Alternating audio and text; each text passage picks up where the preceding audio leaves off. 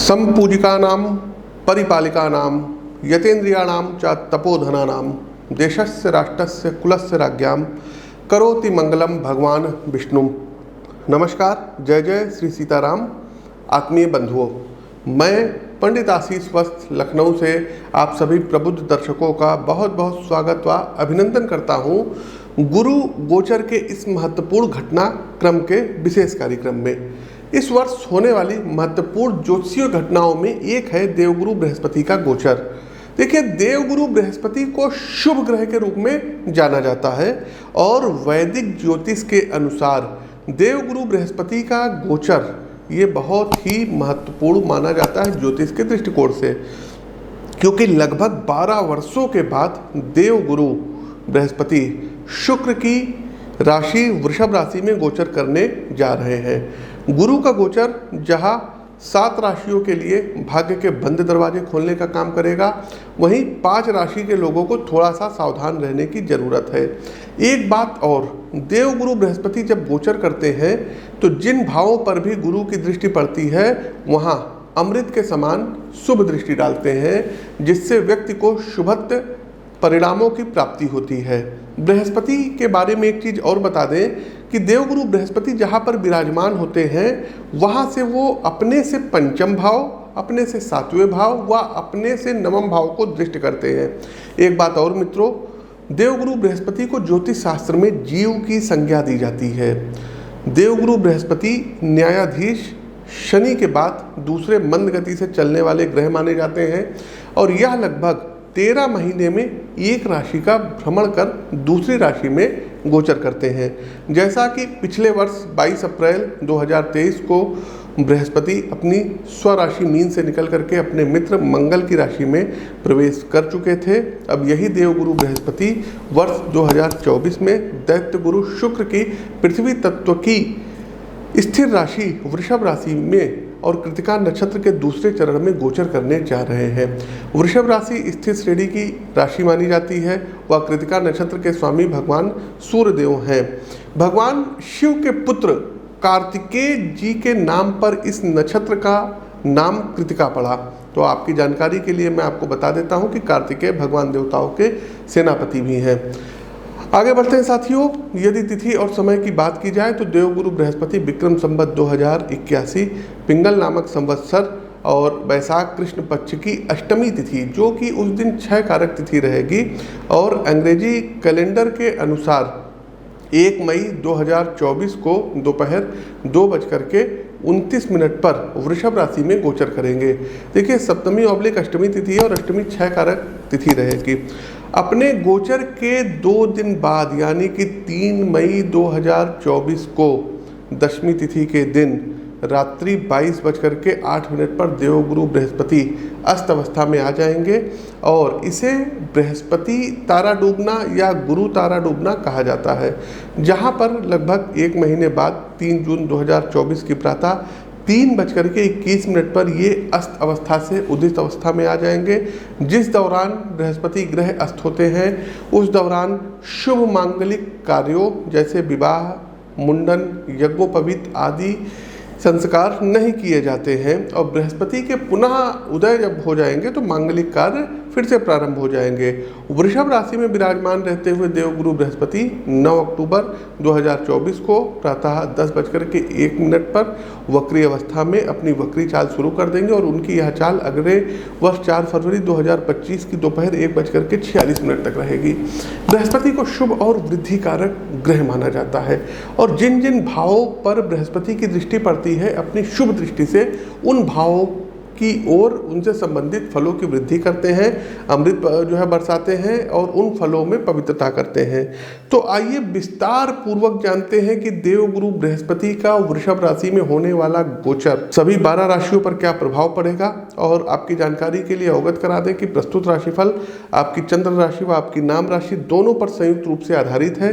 साथियों, यदि आप मेरा प्रोत्साहन करना चाह रहे हैं इस ज्ञानवर्धक वीडियो को अपने शुभ चिंतकों, इष्ट मित्रों के साथ, घर परिवार के सदस्यों के साथ अवश्य शेयर करें, क्योंकि सभी का कल्याण हो ये जिम्मेदारी आपकी भी बनती है। इसलिए व्हाट्सएप ग्रुप और फेसबुक पेज पर इस वीडियो को अधिक से अधिक शेयर कीजिए, शेयर रुकना नहीं चाहिए। साथ ही साथ प्रोत्साहन करने के लिए वीडियो को लाइक कीजिए, शेयर कीजिए, कमेंट बॉक्स में जय श्री राम को उद्घोष कीजिए। प्रत्येक माह हमारा दिल्ली आगमन होता है, तो जो भी दर्शक दिल्ली में हमसे मिल करके अपनी पत्रिका का विश्लेषण करवाना चाहते हैं वहाँ मिल सकते हैं, या लखनऊ में आप आकर के मिल करके अपनी पत्रिका का विश्लेषण करवा सकते हैं।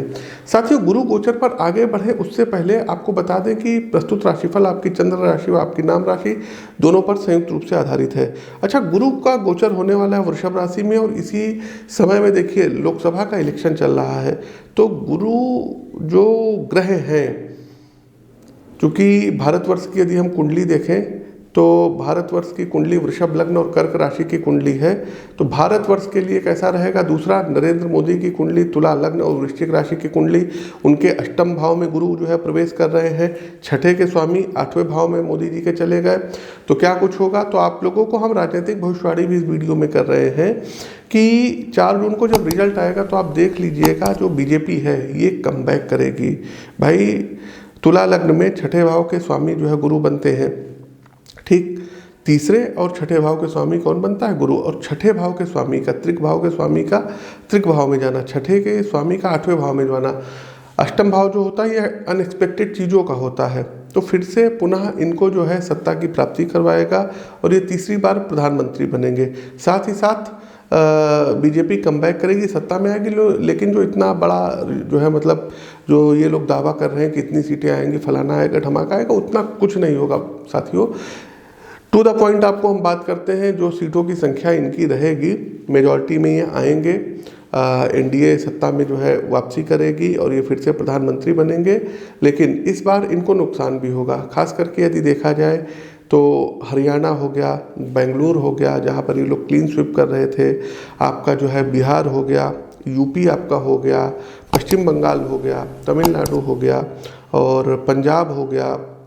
तो इन सब जगहों पर थोड़ा सा इनको प्रतिकूल परिस्थितियों का अपना इनको सामना करना पड़ेगा। तमिलनाडु हो गया, तमिलनाडु में भी उतना ज़्यादा मैजिक नहीं चलेगा, तो इनको कुछ अपनी स्ट्रेटजी बदलना पड़ेगा, प्लान चेंज करना पड़ेगा। इनके जो लीडरशिप है, तो हमने कुछ लोगों को रेमेडीज़ दी है, जो हमारे पास आता है उसको उपाय देते हैं, चाहे वो पक्ष का हो चाहे विपक्ष का हो। लेकिन बीजेपी की कुंडली और नरेंद्र मोदी की कुंडली स्ट्रांग है और इसमें कोई संदेह नहीं है कि वो तीसरी बार भी जो है सत्ता में आएंगे और प्रधानमंत्री बनेंगे।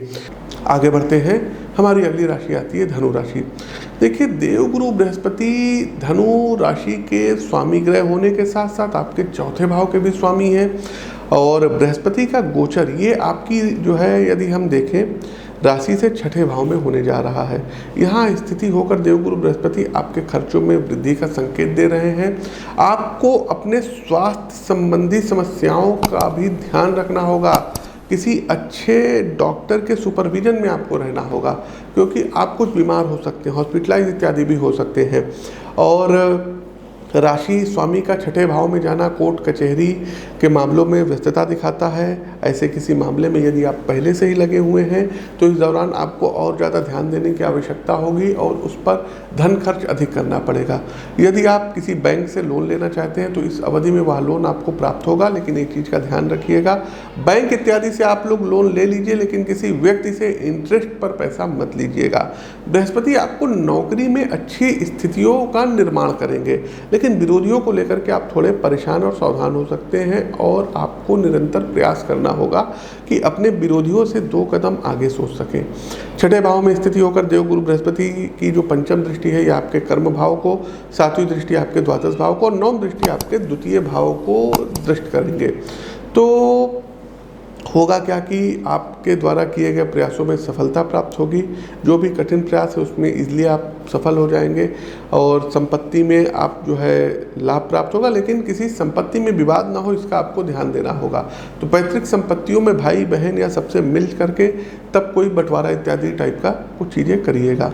गोचर कालखंड की इस अवधि के दौरान माता के स्वास्थ्य में नकारात्मक रूप से थोड़ा सा प्रभावित होती हुई दिखाई दे रही है। उनके स्वास्थ्य पर बराबर नज़र बनाए रखिएगा और जो है आवश्यकता होने पर उचित चिकित्सीय परामर्श जरूर लीजिएगा।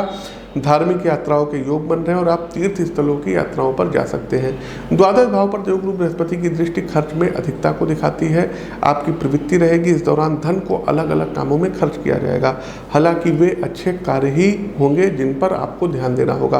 कठिन चुनौतियों के बाद धन प्राप्ति के योग बनेंगे। आपको अपनी वाणी पर नियंत्रण रखना होगा क्योंकि उल्टा सीधा बोलने की वजह से आपके कुछ विरोधी उत्पन्न हो सकते हैं। 3 मई से 3 जून के बीच बृहस्पति महाराज अपनी जो है क्या कहते हैं अस्त अवस्था में रहेंगे, तो विशेष ध्यान दीजिएगा। स्वास्थ्य का विशेष आपको ध्यान देना रहेगा और कोई बीमारी आपको परेशान कर सकती है।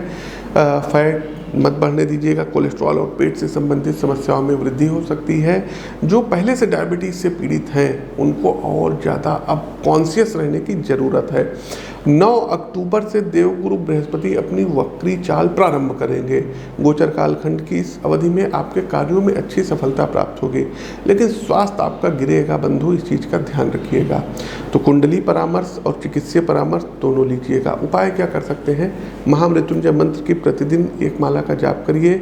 ओम जूम साह मम रक्षय रक्षय पाले पाले साजूम ओम, और दूसरा ओम ग्राम ग्रीम ग्रोम साह गुरुवे नमः। इस मंत्र का 108 बार आपको डेली जप करना चाहिए। और कोशिश कीजिए साथियों कि गाय को गुरुवार वाले दिन बेसन के लड्डू खिलाइए। प्रिय दर्शकों, मेष से लेकर के मीन राशि तक के जातकों हमारा प्रस्तुत राशिफल कैसा लगा, गुरु गोचर से संबंधित ये राशिफल कैसा लगा, कमेंट बॉक्स के माध्यम से हमें जरूर अवगत कराइए। नए हैं तो चैनल को सब्सक्राइब करिए, बेल आइकन दबाइए और इस वीडियो को अधिक से अधिक लोगों तक शेयर कीजिए। अपनी वाणी को विराम देते हुए ज्योतिष के इस मंच से मैं पंडित आशीष वत्स आप सभी प्रबुद्ध साथियों से विदा लेता हूँ। नमस्कार, राम राम।